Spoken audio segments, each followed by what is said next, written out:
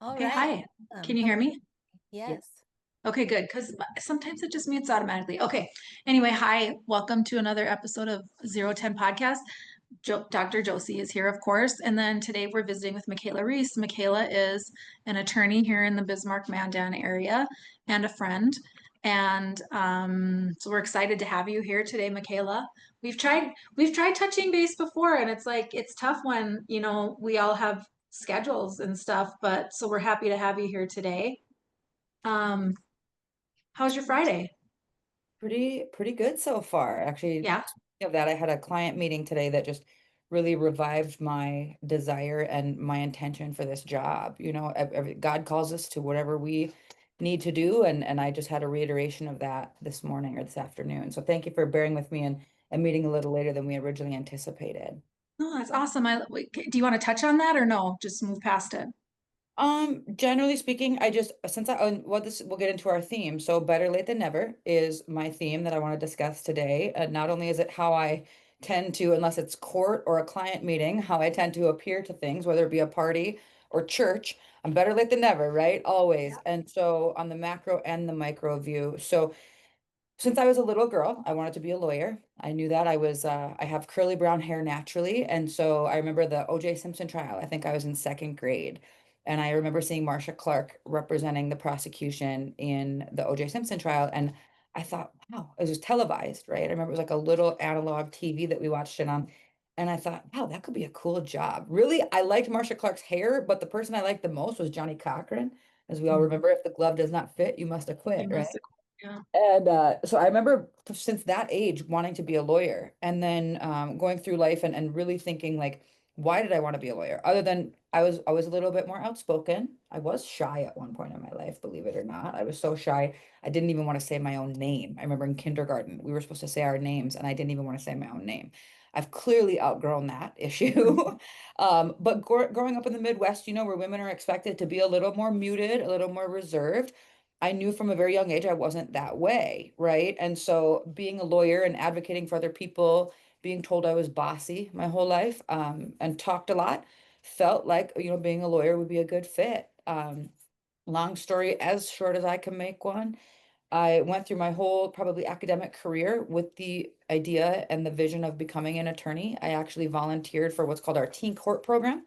I don't know if it's still in existence, but it was mainly for dorks like me who wanted to be attorneys or kids who got in trouble smoking cigarettes, using tobacco, truancy.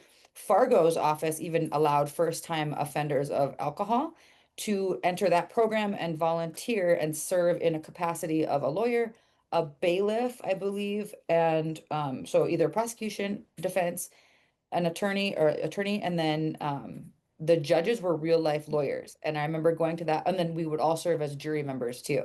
And I remember loving it, right? And becoming like pretending I was an attorney from seventh through ninth grade and just absolutely loving it.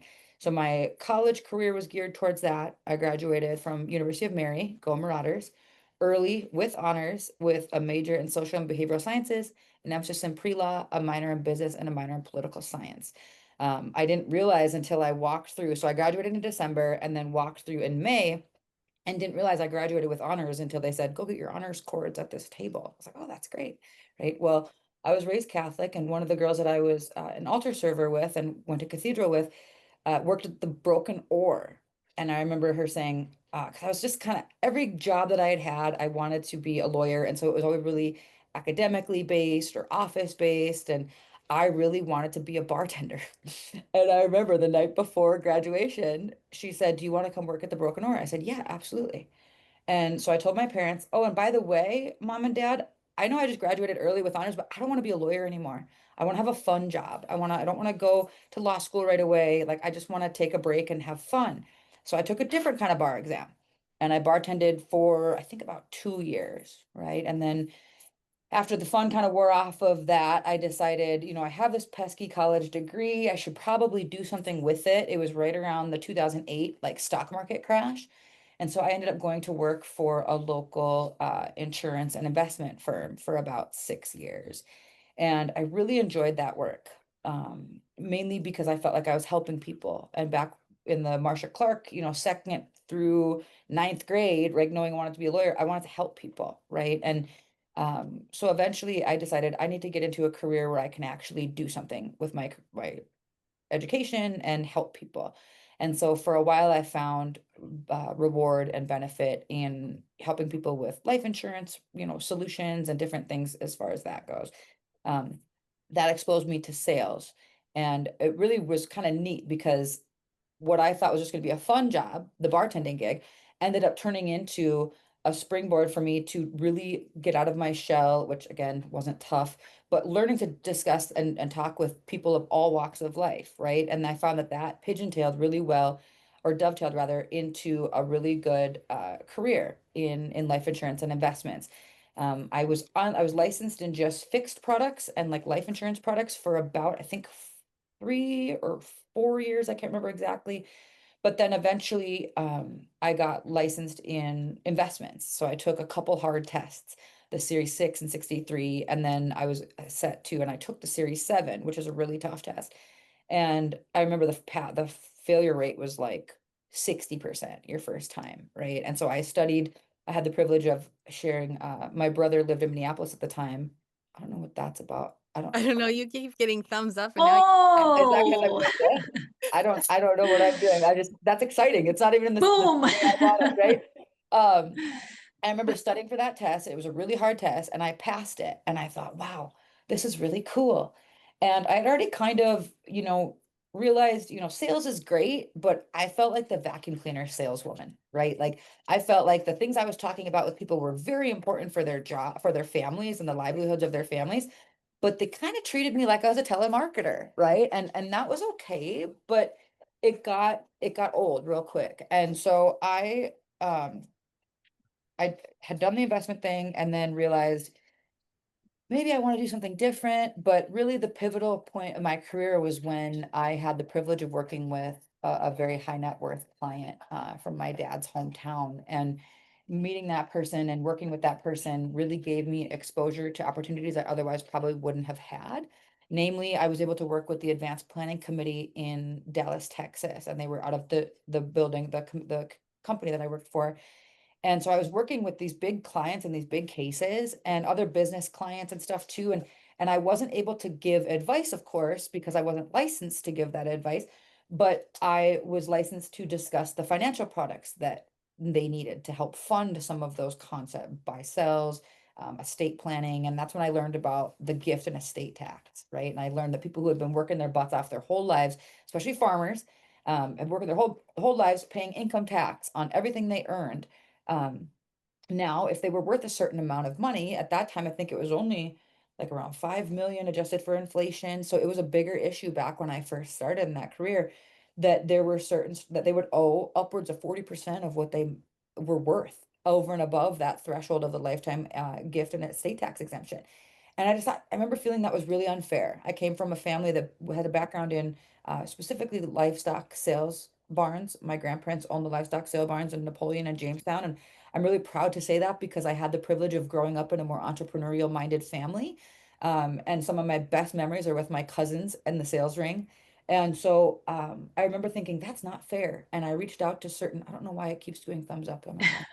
Um, I'm not, so that was really unfair for me. And so I had the privilege of working with clients that I probably normally wouldn't have, but because I'd had some personal connections, they trusted me, right? And then everything I was dealing with was run by the advanced planning committee of somebody who specifically was an attorney and a licensed insurance agent.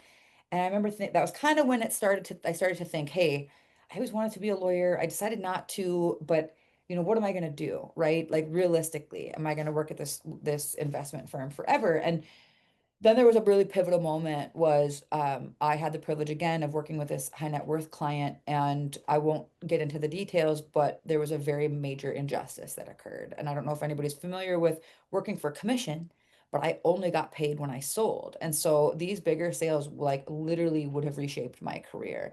I lost out because of some, I'll just say injustice at the very least, some manipulation and some false statements on behalf of older agents that had been there longer. I was 23 at the time, and I was working with a client that was worth double-digit millions, right? And nobody really expected me to be able to close a deal, much less by myself, right? And so I subscribed to that thought myself. And so I brought a couple different agents in on the case, and that meant that I had to give them a cut. And that's fine because they helped me with it, with some of the procedure. One of the agents who has now passed away almost blew the sale for me because he shared information in front of the kids and the dad that he wasn't authorized to close or to disclose. And so that was kind of tricky, but again, my relationship with my client was superior, and I didn't understand that until later. But so I was bullied, frankly, into giving up, I think 65% of my commission, my first big sale, where I would have stood to take maybe $40,000 home, and I was left with 17. That was the first issue. And then I became aware of the injustice more readily and advocated for myself in that respect and was able to skew the percentage a bit, right? So I still wasn't taking home what I was qualified, what I should have taken home, and worked hard for, and literally worked with an advanced planning agent down in Texas. And so that was my first real, something's not right here. Something's not right. And I guess that's the testament that I have to say today is trials and tribulations that we face feel really scary and really crappy in the moment. But in hindsight, of course, it's 2020. It takes some time, but we see we're exactly where God intends us to be eventually. And that's kind of the overarching theme. So that was the first issue was, hey, I'm working my butt off and I should have made 3 times what I've made. But I believe in my company. I believe in in being loyal to your firm. And so I stayed. It wasn't until about a year or two after my last sale that my client said to me, hey, who's this person on my paperwork? And I was like, well, that's, they made me write them in. And he's like, I met with them once. I didn't want to work with them. Why are they on my paperwork? Right. And I just remember thinking, this is BS. Right. So in the meantime, had been introduced because of the privilege of working with these higher net worth clients, had had the privilege of being introduced to Dr. Mark Manaski. He's a neurosurgeon, certified financial planner, and an estate planning attorney. I think he's recently retired or will be retiring at the end of this year, but I just had the absolute honor of working with Dr. Mark Manaski for about 5 years, a couple years while I was in law school. First, initially, while I was in the financial firm, he, of course, encouraged me, like I do to young women and men who express any kind of interest in becoming a lawyer, to go back no matter what your age. And that's exactly what I did. Dr. Mark Winaski went to was obviously a board certified neurosurgeon and then went back to practice law later in his career as a result of adverse consequences that had happened to him and some injustices that had happened to him. And so I was inspired by him and went back later in life. Also, the guy I was dating at the time, his mom went back later in life as well. And I remember distinctly telling my boyfriend at the time, how am I going to tell your mom that I don't want to go to law school anymore? Right. And by the end of it, I was going back to law school. And she was very instrumental in encouraging me to go back and providing financial resources and a place for us to live with our dogs or my dogs to be able to foster that. So again, it's never too late to go back. And so I went back to law school, and it was the best decision I've ever made. I'll tell everybody that and then some, and whoever will listen. Not only because, of course, the economic opportunities that presented for me, but one thing I was thinking when I was at that investment firm was, why would I keep, because I can't practice law, right? So I can tell them all about the products, but I always had to advise them to go to an attorney. And that was where I decided, hey, maybe estate planning is a reason I could go back to law school. Because before it was always just litigation, just trial stuff, right? And then I kind of just thought, I don't know if I want to do that. And then so when the estate planning route came about a route, I realized, why am I going to farm out, give all this business to these attorneys when I can be like the guy that I'm talking to in the advanced planning committee and do both? So my intention was fully to practice law and still maintain an active insurance practice. I am still technically licensed to sell insurance. I mean, I can help people if they need it, but I typically farm that out to a local investment firm too. And I have primarily practiced law since I was licensed in 2017. So again, I did the whole thing where you go to the law firm after, well, I worked with Dr. Manaski for I think 2 years licensed, and then 3 years remotely while I was in law school. And I didn't realize how spoiled I was working with Dr. Manaski because he was not only so brilliant, you could hardly take it. Anybody who meets him is like, how does he do it all? And he's superhuman in my opinion. He's a Christian, and we had that in common. And he was just very humble. You don't meet many people that are surgeons that are that humble. All due respect to my surgeon clients. Um, my mom, just a little background too, I just had a particular affinity for working with a physician because my mom's been a nurse for 50 years. And I just think that is God's work too. I mean, God bless all of our nurses and healthcare workers, especially nowadays. I just didn't have the stomach for it. And I knew that. And I like to dress up. So I knew that was going to be a problem too, because they wore the same thing every day. Couldn't have fancy nails, couldn't, you had to be cognizant of your dress code. And I didn't want that. So God bless her. And then another kind of endeavor that happened in my life that I feel helped form me was my dad was really sick. So as I was applying to law school, my dad was in end stage renal failure. And my mom, being a nurse, knew more about it and knew kind of how scary that was. And at the time, my aunt, his sister, was dying of ovarian cancer. We found out later what it was. And I just remember being faced with, we had a family member step up and say, I'm going to donate. It's going to be great. Okay, that's great. I'm studying for the LSAT and my mom, the law school admissions test, the test you take to get into law school. And my mom called me crying and so and so is not going to donate anymore. And I'm just so scared. And I just remember thinking, do I want to be a person of action or do I want to be a person of words? We all know I'm a person of words, right? Mhm. Like you can't shut me up. Clearly, you haven't said two words in this 20 minutes we've been talking, right? But do I want to be a person of action? And more importantly, how am I going to feel? What impact will it have on me in, God forbid, how many years if I watch my dad die? And I knew there was something I could do about it and I didn't. Um, and it became very clear to me that was what I was being called to do. And so, a live donor, it was my understanding that a live donor was a much better alternative than a dialysis. Than dialysis, of course, dialysis would be for my dad, but also even just a cadaver kidney. For other reasons, right? Like the waiting list on the organ transplantation list, like it's a long time. There were no guarantees, and I'm a woman of action, I've learned, and I need to take matters into my own hands. And so that's what I did. I kept it secret for a while and made sure the testing went through because I didn't want another, disappointment. And so right before what would be my first year of law school, and at the Yeah. firm that I was, I realized I was so grateful for the time flexibility, the freedom that I had because I was able to still try to maintain a practice, a financial practice, but then also do the testing and the different things necessary. And everybody was very supportive, so that was great. So then I became, I was a kidney donor. Everything, God willing, went great. My dad is still kicking. He's still his stubborn German self, God willing. And we're, I think, 12 years out now. And it was kind of crazy because my dad and I are very similarly tempered. And so I know thankfully, I have my mom in me, so I'm sweeter. He's gonna love that. But the reason that it was so impactful for me was because he was real mellow. Like his personality was different. And I just remember thinking, oh my gosh, this is real, and I felt it's time to do something about it. And so all that to say, we went through with the kidney transplant. It went really well. God is good.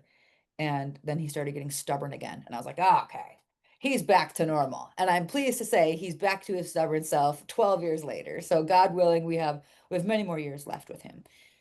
But it was also that experience that taught me, hey, if not now, when?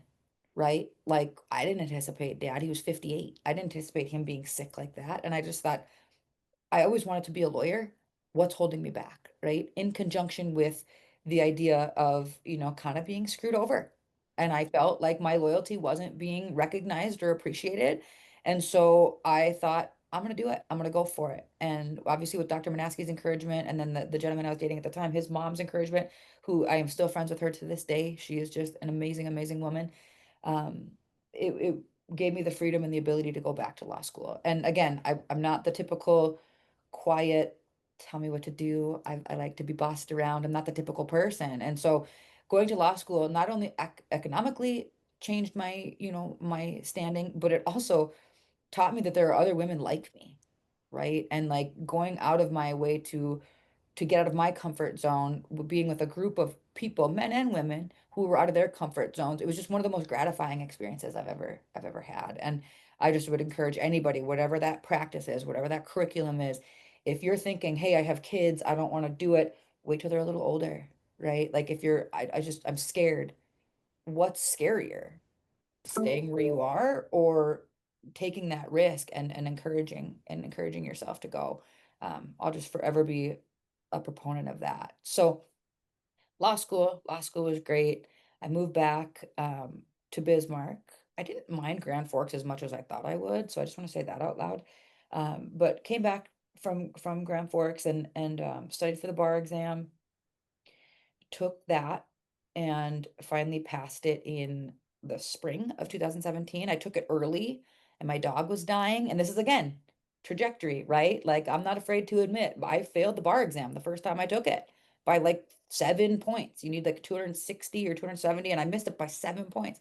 I remember my childhood dog, Duke, was dying on the floor in the garage for the last probably 2 weeks of my prep to take the test in February.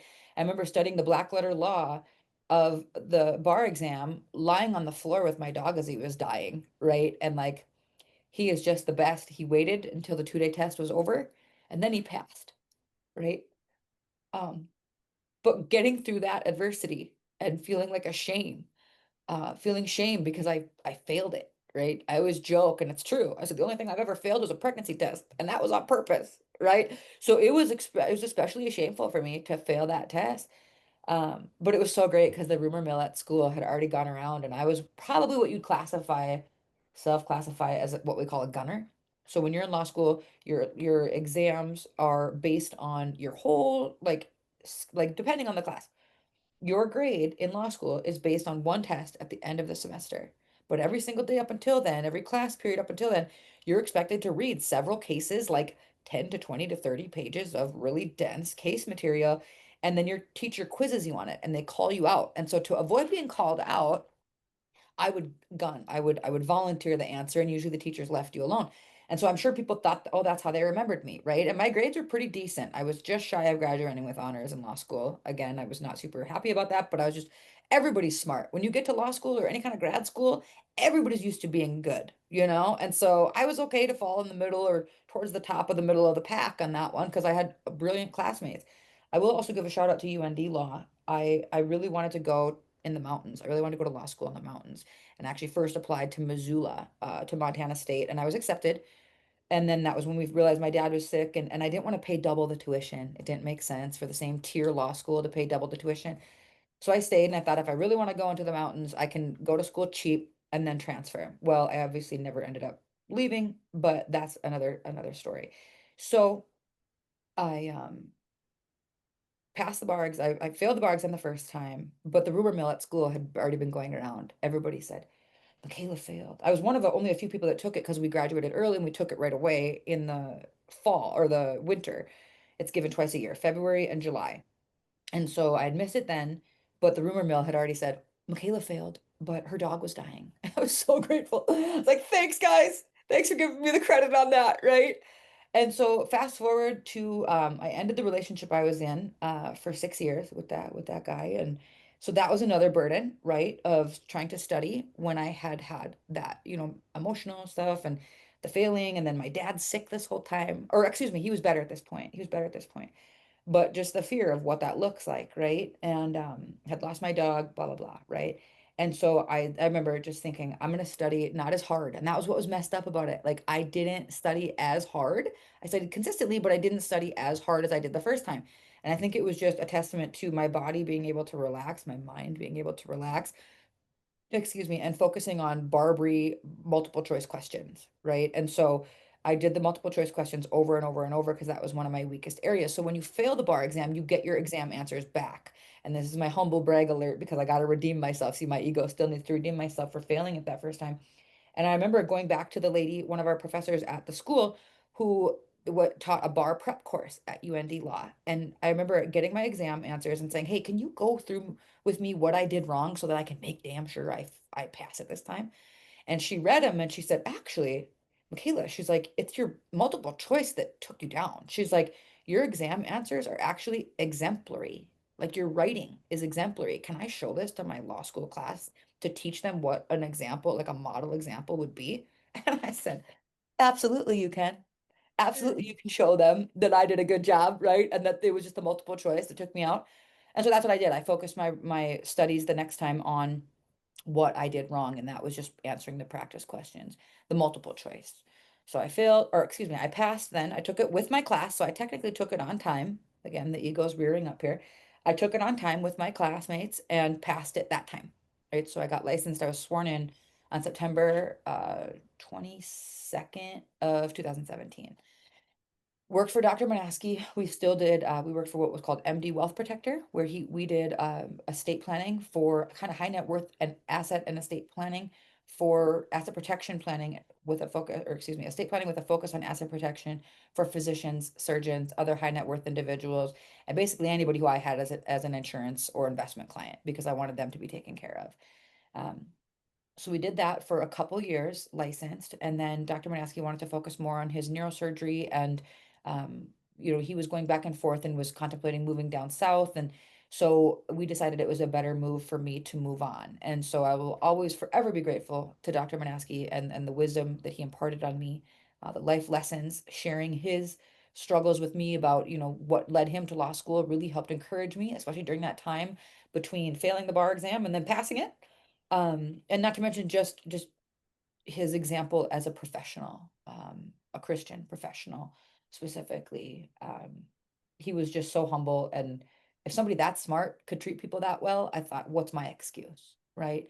And so worked with him, forever grateful. And then I worked for another local law firm in town. I had a couple different gigs. It took me a little while to find my fit. I found a fit at a local law firm in town. I'm forever grateful to those gentlemen as well. I was the third female in 110 or 15 years, however long that firm was open, to serve as an attorney. And that was a real privilege and an honor for me too. And spent a couple years there, kind of cutting my teeth. And that was the distinction. That's what led me to trial practice, right? So like this whole time I'd been licensed as an attorney, but I'd only really done estate planning or what we call transactional work. So it's not before a court, you don't have the deadlines, you're not dealing with the judge, you're not dealing with as much stress, right? As a schedule like that could impart, and just the adversarial nature of our judicial system. But my old boyfriend's mom, the one that I'm still friends with, the one who's a lawyer, she just always said to me, Mikayla, that's great that you are an attorney. I'm so proud of you, but you belong in a courtroom. And I just never really forgot that. And I just remember back to my, seeing Marsha Clark in action, right? I thought, that would be really cool. And we all see like Law and Order, right? And we always want to be the lawyers like Law and Order. I actually competed in a trial competition, a national trial competition, my first year of law school with my partner, who is just an incredible girl too. And she's a prosecutor, I think, down in Colorado now, in like a big high stakes job. And I credit her, but we won outstanding prosecution in the whole competition. So I think our team placed fourth or fifth, but she and I won outstanding prosecution, which technically it was a civil case, so it should have been outstanding plaintiff's attorney, but whatever, didn't sound as cool. And I remember that judge said at the end of our mock trial, he said, one of you watches too much Law and Order. And he looked and he said to me, it was you. And I said, I'm sorry, Your Honor. I'm sorry, Your Honor. But we won the award, and it was really cool. And that was really encouraging. So I had some trial practice is the point I'm trying to make, is I had some experience in like a mock trial situation, right? But then very soon on in my legal education, I knew I wanted to work with Dr. Manaski. I knew I wanted to stay kind of in that vein of the financial planning, the estate planning realm. And so that was where my practice was focused. So then after that, when Dr. Manaski and I decided to part ways, I had a couple different trial gigs. Again, it took me a while to find my fit.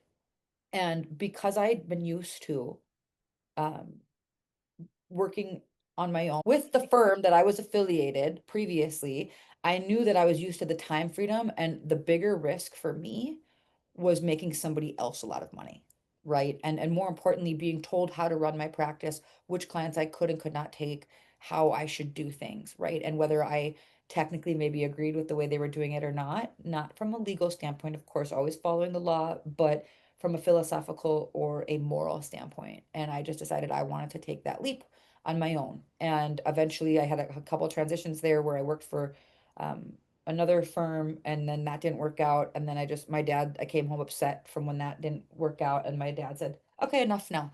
This whole time he's like, when are you going to go out on your own? And I said, well, Dad, I have to know what I'm doing first. Like you can't just go become a trial attorney with no freaking experience. And so having had the privilege of working with the longstanding law firm that I'm forever grateful for their mentorship and their camaraderie and entrepreneur and mentorship specifically, I felt like I had the confidence to go out on my own. And I was really blessed to find within a very short turnaround. I started my PLLC in 2019 when Dr. Manaski and I parted ways. I went on my own briefly, and then I was approached by a headhunter who got me to a different firm, and I did a little bit of work there. It wasn't the right fit professionally, and so I had already had my PLLC set, my malpractice insurance I had already had, and a relationship with a carrier. And then I had my trust account. For lawyers have to have what's called a trust account that you put all your retainers into first, and you only pay yourself as you go, right? So I had already had that kind of infrastructure put in place. And so even though I was a 1099 and working for somebody else, I had the ability to make a really quick turnaround. And it was just the timing, right? I found the space that I rent now within 2 days. I mean, Thursday was the day I went home. By that Saturday morning, I had, oh, was it? Yay, right? It's not exactly when I wanted to do it, Yes, it doesn't. It was, yeah, it was perfect timing. Right? So I'd found the space, and I get to rent space from a senior attorney who I don't have to answer to. He's the best, but I get all of the benefits of working in a firm where, I have somebody senior if I need to ask questions or just that day to day, right? Like I'm a very social person. And so I learned very quickly in one of the firms that I worked at before, when I wasn't client interfacing and I only dealt with one person who frankly was pretty miserable at their job, that I didn't want to end up like that, right? And so it's a very stressful gig. I do estate planning, which is actually the easier part of my job, and then I do a lot of family law. So I practice primarily in the family law arena, doing adoptions, custody, which is called parenting time. It's formerly known as custody, and then divorce, post-judgment modifications. So if people have a judgment already in their divorce and they want to change something specifically, more often than not with the children, relating to the children, I help with that. That's what today's meeting was about. And just advocating for people, right? Like it's just been a real privilege and a real honor to do as I had always hoped, help people during the worst parts of their life, step in and help advocate for them. And so again, the whole point is better late than never, right? I went back to law school at 28. I just turned 40. Don't tell anyone. Thanks to Beauty Renew. I do not look 40, I think. And so it's just a testament to those trials and tribulations, right? Like we think we know what we want our lives to look like. God has a different plan, right? And no matter what, if we stay focused and we stay close to Him, we stay true to ourselves, but mostly to Him, He will lead our way right there. See, how is this doing this? I don't even know how it's doing it. He will take us where we need to be. I was very upset because I was so proud to work for that law firm that I worked for. And I was, kind of not poached, but I had been expressing some frustration with just interpersonal office dynamics that I felt were unnecessary and were hindering me from doing a really good job for my clients. And more importantly, taken away from my bottom line. If I'm bringing the clients in and I'm doing the work, why am I giving half of it to somebody who's not helping me? That's really what it came down to. It didn't make economic sense anymore. The experience that I gained was invaluable, between that firm and just other attorneys in my community. That was one of the coolest parts about going out on my own, truly on my own, was just the support I received from other attorneys. Still to this day, I'm getting referrals from other attorneys that I look up to, firms that I have a ton of respect for, multiple firms in town specifically that are giving people my name. It's just such an honor and such a privilege. And um, had I not had the courage to kind of go out on my own and really believe in myself and advocate for myself, first in that investment firm when I felt like there was injustice happening there, and then again, finding my way through the law firm jobs and to myself, to being on my own. Um, it was just really, it was not easy, but that's my encouragement for people is it's not always going to be easy, and you just have to pray and you have to believe in yourself. And just to brag a little bit more, I actually just got Rising Star Super Lawyer for the second year in a row. And that's again, primarily when I spoke with the representatives of the company, a lot of that was because I went out on my own, right? That was one of the big factors that they looked at. And just a quick shout out to Lacey's Custom Jewelry. I bought myself a knockout diamond ring as a result, Wow. right? And she just does the best work. All of my promo materials, let me find, I thought I just gave my last one away. All of my promotional materials are for her through her business because she bought Bubble Island bath products. And so I've got custom body butters and custom lip butters. It's a little unconventional way to market a lawyer, but if anybody knows me, they know that's right up my alley, right? So um networking and just building those connections and really relying on other people and being vulnerable and humble enough to admit when you don't know it all. That's one of the hardest lessons I've learned, because we want our instinct is to protect and to feel like we know it all, right? And in this gig, it's in being a lawyer, it's even easier to fall into that trap because we want to be confident, we want to know what we're doing. But one of the most valuable lessons I've learned is being humble enough to admit when you don't know and reaching out to other professionals, other attorneys, other CPAs, people who are more qualified than I am to help me with some of those answers, has been one of the most beneficial things that I've been able to kind of uncover about myself. And so that's what I hope to do. I'll never pretend I know it all. I'm not perfect. I'm gonna make mistakes, but I will make dang sure that my clients are heard and that their perspective is heard and that their opinion is, vocalized, and I'm not afraid to tell you what you need to hear too, based on my experience. But I'm the first to stand corrected, right? The judge is the only one that can make those decisions. And so clearly being in litigation has enlivened has what? It has brought out my true personality, and I feel like it's a really great way for me to express the talents that God has given me.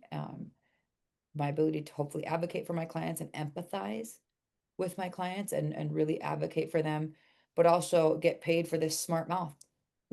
Everybody says, you're such a smart ass, you're such a smart ass. Well, sometimes we just have to lean into that. Yeah, that's Speaking good. of leaning into, my thought process when you're talking about giving away branded items to promote yourself marketing, you should have Lacey create a red lip color for you and hand those out. Right. Call it the Mikayla or something like that. Speaking of that, no, that's hilarious because The something, yeah. I've had several friends of mine reach out to me and their kids, like, that's how they recognize me. Well, she has red lips. Yeah. Or like people, so speaking of shout outs to fellow awesome professionals in the community, I've posted this all over my Facebook publicly. Kenzie Reynolds at the Permanent Makeup Place, I think is what she calls her business, actually Yeah. tattooed my lip color on and my eyebrows. So again, I'm not ashamed to admit, girl, I'm going down kicking and screaming with this whole aging thing. I have my Aunt Jessica. She is one of the most beautiful and courageous women I know, and on my dad's side, and she has really taught me that we can still age with grace, right? See. Yeah. Thumbs Uh, up.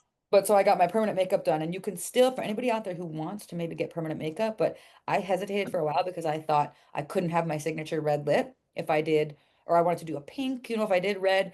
Really, what you can do is just overlay it with makeup and you can still get the effect. It's just you wake up looking like you have makeup on. And for somebody who comes in hot and runs late, right? A lot of the time, that's perfect for me. So, I remember when I got my eyelashes done, like that was it. Like I just felt like I was done all the time or done yep. enough to like just show up for my things. It was a time thing for me, why I loved Yep. it so Oh, much. absolutely. And speaking of lashes, I used to pay to get my lashes done with Lindsay Dix at Gratitude. She is excellent. But I just don't have the time to get in every couple weeks. And so I started using Lashify. So if Lashify hears this and wants to sponsor me, I'd be down with that too. That is then the best for me too, is you do it yourself and it lasts 10 days to 2 weeks. Oh, no way. Yeah. Wow. And then you just do like a melting, it's like eye makeup remover and it takes them off, clean them off. You can either reuse the old ones by soaking them in rubbing alcohol and then cleaning them and putting them back on, or you can do new ones every time. So nice. And I had really sensitive eyes in law school, especially where I was constantly reading and straining my eyes. But the mascara was more irritating to me than the extensions were. Whereas, now I get extensions and it's a lot lighter. It's a lot easier for me on my eyes when I do Lashify because it's just a little less toxic feeling, right? Like the other ones are great. They last a while, but my lashes just weren't strong enough to withhold constantly adding more on. But Yeah. yeah, it's just so great because you just wake up and you feel like you're ready. You can go to the It's gym. great unless you have the ability of a small child. and that's what I look like when I put those Lashify lashes on. They're like all, they're all wonky and well, I can't do it. Well, the trick is to let I the can't do bond it. set. You got to let the bond set. You can't put them on right away. You got to let the bond No. set so they're tacky. Patience. I'll Yeah. Patience. come help you. I'll come help you sometime. Okay. Deal. Yeah. The next time we have a um fundraiser or whatever that we all meet up at, we need to get our go to Yes. Kayla's and get our eyelashes on. Well, that's Yes. what I love about Kenzie. So I always wanted to be like a makeup artist. And I remember I was filling out the ACT, the standardized test before you go to college. I was filling out the ACT form, and I remember saying, lawyer, asked like career wise what you wanted to do. And I said, lawyer and then makeup artist. And I remember my mom is so encouraging and loving. She never really ever says anything negative, but she said, are you sure? That sounds like a pretty big jump, right? And then I realized, oh, I just want to do it for myself. I don't necessarily want to do it for everybody else, right? But Kenzie is actually a certified like makeup artist, and then she had to get the cosmetology license to operate up here, but so talented. And so that I have zero tattoos. I can't commit to anything that long term, but red lipstick, like you said, Andy, I can Yeah. commit to that. That's no Yeah. problem. So I went Yeah. 0 to 100, right? Like I had no tattoos to tattooing my face naturally. That makes sense. That makes sense. Well, Josie, do you have anything else? I mean, Mikayla, you literally did our job for us today. And yeah, We didn't ask one question. I know, I know. I You, can talk. you got it Okay. all covered. I get that from my dad and my dad's side. We could just talk to anybody or to ourselves, clearly, right? But Well, yeah, that if you was have great. any questions? Oh, one thing I want to tell people, if you're looking at estate planning, always do that. I do a ton of guardianships. I've been really blessed to have a very busy guardianship practice for adults and minor children. And I would strongly, strongly encourage you, if you have capacity, if you have, what we call testamentary capacity, to execute a will, a healthcare directive, and a power of attorney. Dr. Manaski's going to get the credit for that. Every person needs three basic estate planning documents. A will or will substitute, also called like a revocable living trust. That's a more unique scenario that we can talk about on a case-to-case basis. But a healthcare directive and power of attorney are absolutely essential for everybody. Of course, I'd love to help you with that. If you can't, or if you're out of North Dakota and you need somebody else, get those three documents if you do nothing else. A lot of people say you don't need a will. You don't need a will because the laws of intestacy apply if you die without one, and that is true. So the laws of intestacy dictate that if you die without a will, there is a certain way that your assets pass, right? So if you're married and you have children with the person that you're married to, on that first, when you first die, that the surviving spouse, as long as all your kids are with that surviving spouse, everything goes to them, to that spouse. However, if you die with kids from a previous relationship and a surviving spouse that's different, they're not the parents of they're not the parent of those children, then depending on the length of marriage, a certain percentage goes to the children, a certain percentage goes to the surviving spouse. If you die with neither of those, it goes to, well, if you die without a spouse, then it goes all to your children, split equally. And if you have no children, then it goes to, or no spouse, then it goes to your parents, split equally if they're alive. If there's no parent, then it's your siblings, split equally. For most people, that works. But or another big one is if you have stepchildren.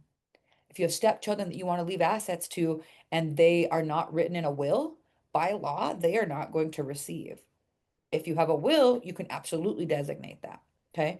That's most important. You also give the court guidance because you're saying, and these are for informational purposes only. I'm not your individual attorney, right? Like seek your own legal counsel. This is for informational purposes only.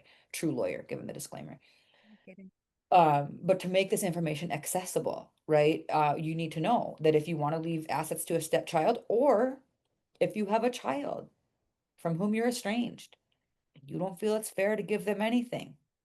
If you die without a will, they will get the same share as any other child. Okay. So if you want to disinherit a child, you have to specifically do that through a will. Okay. Or a revocable living trust, depending on what kind of plan you need. The other piece that I think is important is if you have minor children, right, and you want to nominate a guardian. So that's the other misnomer is you can, depending on the case by case basis, you can nominate who you want to serve as your guardian for your guardian and conservators of the estate for the minor children. It's a very important one too. People think, oh, I'm young, I'm not going to die. Well, you have children. Who do you want them to go to? And realistically, family members will step up and they'll hire a lawyer like me to enact that. But that's a heck of a lot more costly, especially if you have competing grandparents, right? It's gonna be a contested hearing, and you're gonna cost yourself tens of thousands of dollars on the low end if it goes contested, versus 1,000, 2,000, depending on what plan you pick, to name that stuff ahead of time. And most importantly, it's what you want. It's what your will is, what your intent is. Um, and then just as importantly, I think, and you give guidance to the court on who you want to serve as your personal representative, who you want to step in your shoes, pay your last debts and taxes, and distribute your will according to your wishes, right? Those are all very powerful, I think, reasons to have a will, to leave a will. Um, while you're of sound mind, right? Because when you get into that testamentary where capacity is an issue, I'm not touching it with a 10-foot pole if I don't think you're competent. And now we're looking at a guardianship proceeding, right? And then if it's a contested guardianship, even if it's an uncontested guardianship, we could talk thousands of dollars, right? It would be significantly more than if you just take the initiative to make that plan initially. Healthcare directive, durable power of attorney. Full disclosure, you can have your hospital or healthcare provider help you with a healthcare directive. I will caution you on that just to make sure that the formalities are followed, right? Because if the formalities are not followed, it's not properly notarized, or if it's a will signed by two disinterested persons. I like to do self-proving attestation clauses, which help kind of bolster the effectiveness of it and the validity of it, to prevent any potential challenges to that. That's why you hire an attorney, right? Like it's great to think I'm going to call LegalZoom and I'm like, I like to do my lashes on my own, right? Like that's great. I shop at Ross Dress for Less. It's one of my favorite places in the whole world. Don't tell anybody. Oh wait, we're all gonna know. They all know anyway. Or Costco, right? Like it is not lost upon on me how much money a lawyer can cost, right? And so that's why anybody who comes into my office, I used to let them pick what they wanted to do. And like, of course, if you have a validly executed healthcare directive and you come to me and I have yeah, of course, we're gonna make accommodations for that. But I really harp on my clients to have a will, healthcare directive, and power of attorney. All three. I used to let them pick. Now, if you're coming into my office, I want you to be walking away from my office, if I can help it, never having to see a lawyer again, or at least for the foreseeable future, right? Absent any major life event. The other thing is think about alternate agents. Okay. So the healthcare directive and the power of attorney are very important while you're alive, but maybe incapacitated and can't make decisions for yourself, right? Who do you trust to make those decisions for you, both your legal and financial and your medical decisions, right? There's also what's called a living will, where we can specify it's part of your healthcare directive. Most people recognize it by what's called a living will. That's so technically for a healthcare directive, you only have to name a healthcare agent or proxy to make your decisions for you should you be incapacitated, right? By law, that makes it valid. And then the formalities, of course, of signing need to be followed.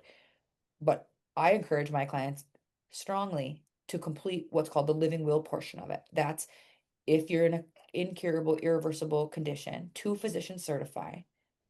What do you want to happen if you're with your body? Like basically, do you want life prolonging treatment used?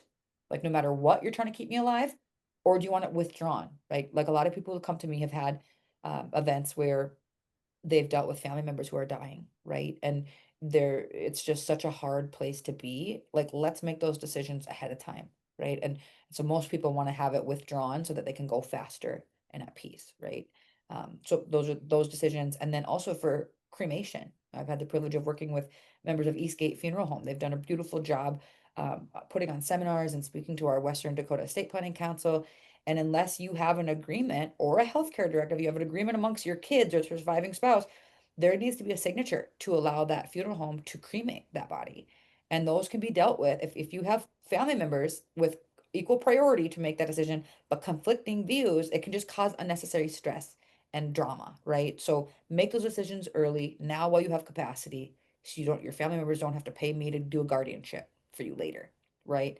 And then power of attorney, same concept, but legal and financial decisions. Make sure you know who you can trust. They have a fiduciary duty, so they have to act in your best interest, but it's just cleanest and best if you name somebody that you trust and think of alternates, right? It's like I tell my clients, as much as I want to see you at every major life event, we have to pretend as if I'm not going to see you again. So to the best of our ability, let's foreshadow as far as we can. And if not this person, then who? If not this person, then who? Because that keeps, unnecessary court costs out of the equation, if at all possible. So there's my shameless plug on work. Hopefully that helps provide some guidance. Well, shameless plug. If somebody wants help with these things, how do they find you? Oh, very good. Thank you for asking. So I am located in downtown Bismarck. My work number is 701-630-7938. You can email me at attorney Mikayla Reis at gmail.com. I haven't been too lazy to change that to something fancier than Gmail. Works great though. It always you can find lawyers by looking at their most current contact information by just typing into the search bar Google ND Courts space lawyers.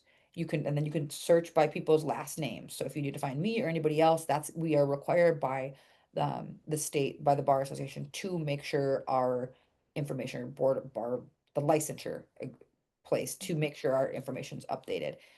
So again, attorney Mikayla Reis at gmail.com. It's attorney like normal, Mikayla Reis like Sam at gmail.com, or 701-630-7938.